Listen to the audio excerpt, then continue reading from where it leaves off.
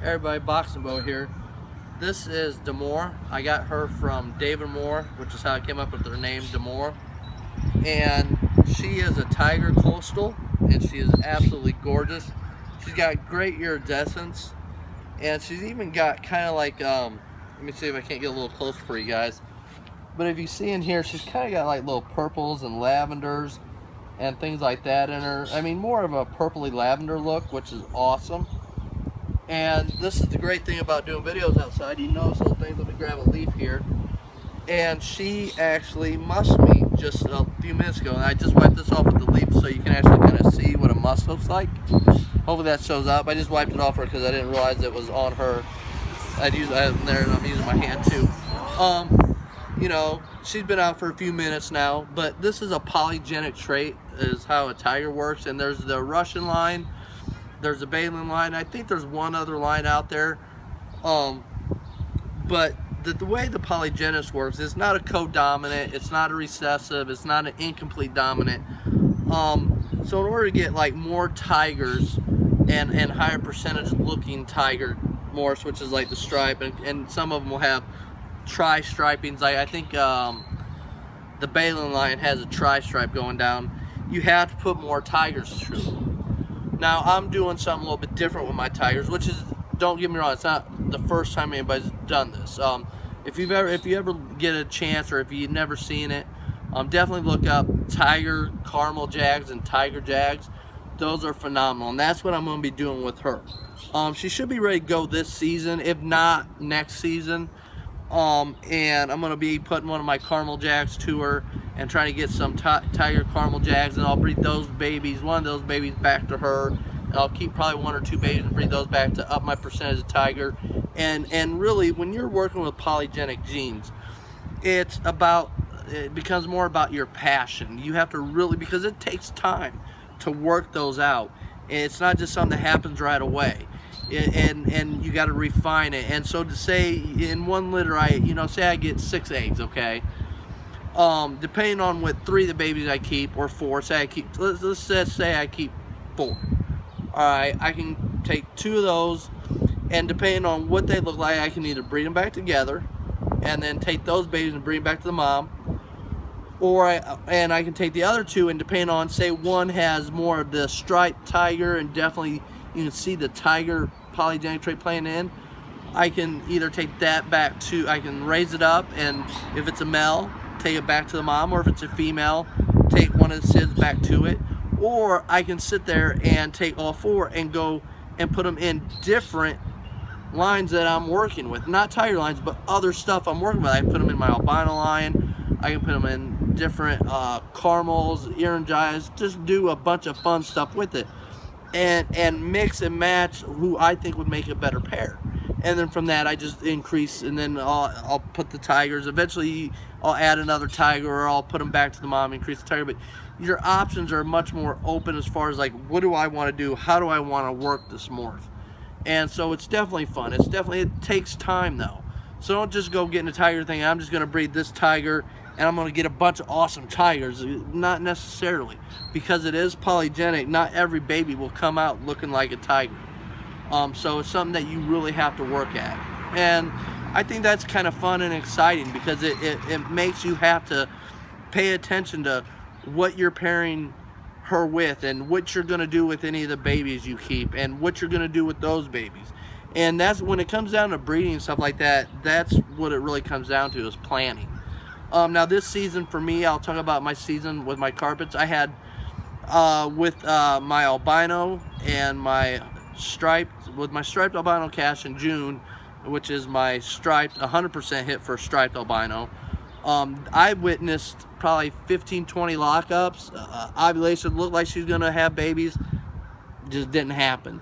I had another pairing going. I was doing a caramel jag to a jungle, and I probably witnessed 27 lockups. I mean, constantly locking up, and nothing. That's just how it goes sometimes. Now, the good thing is, I don't have to worry about who's your father next year, because I am going to match those pairs back up together.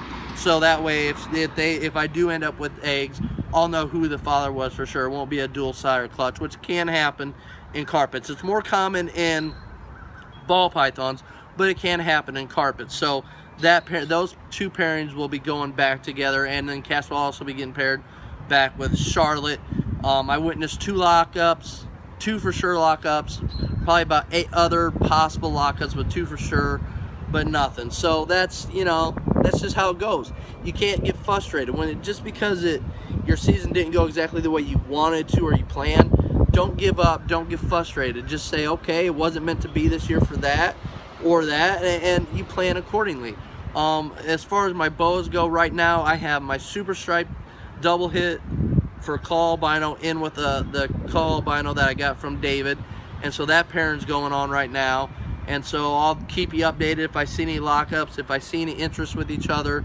I'll definitely go and keep you guys updated. Another quick topic.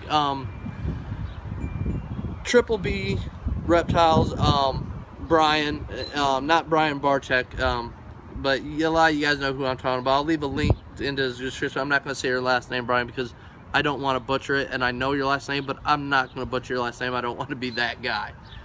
But I'll leave a link for Brian's videos. But he's talking about, and even Brian Bartek has been talking about positively, but Brian brought up a good example about even when you're having a bad day and things aren't going your way, you know, to keep a positive outlook. And for me, it's my faith. And for example, let's just take this video for example. This is probably my 8th time trying to do this video.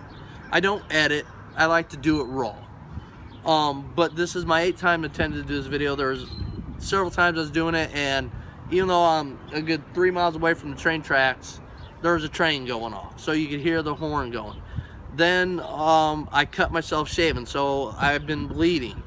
Then I was sitting there doing the video, and she decided to go ahead and muss me and urinate on me, and so I had to go and clean her up, clean my arm off a little bit, you know. And even though all those things were happening, I still am coming to you, and it just made me think about their videos, especially Brian at Triple B, and just not letting it get me down. Not saying, you know, forget this video, I'm gonna give up on this video, I'm just, you know what, I'm gonna do this a different day.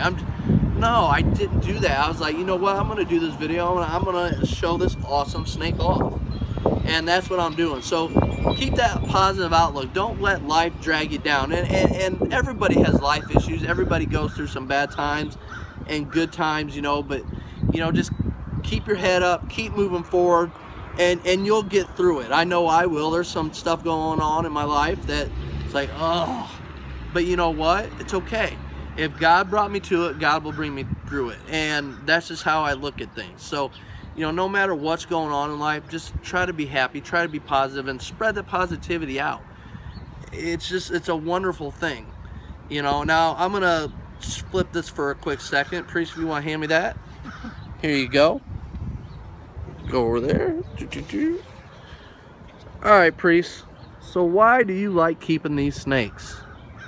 Because it's really fun to watch them start off very small, and then they grow to these massive, amazing animals, and you just get to go through the experience of keeping them and handling them, and just it's a lot of fun with these guys.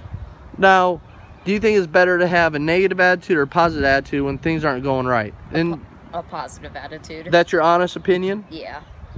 Why? Because, like, even if things aren't going your way, sometimes you just got to keep a positive attitude, and something good's gonna come along, and then you're gonna be really happy about it. So you just gotta keep your head up and just stay positive. See, that's what I'm talking about. See, guys, you just gotta stay moving on. And are you struggling in school? Yes. At things, some things, yeah. Some things. Does it get you down? No. Not really. A little bit. Just a little bit. But what do you do to change that? I just work on it, get better at it, and then eventually it won't be a problem anymore. So you definitely think it's better to go through life with that type of outlook, just saying I can do it and not let it drag you down? Yeah. See, that's what I'm talking about, guys. Keep that positive attitude going. And let's keep this positive attitude spreading. You know, it's rubbed off on me from just Brian Barchek and Brian at Triple B. I'm not going to say your last name, Brian. I'll mess it up. And, you know, just watching those two guys' videos, they've been so positive lately. I just want to spread that message. So this is Boxing Boa. Please like, click, share, leave a comment. You know, I'll get back with you. You guys have a good day and be positive.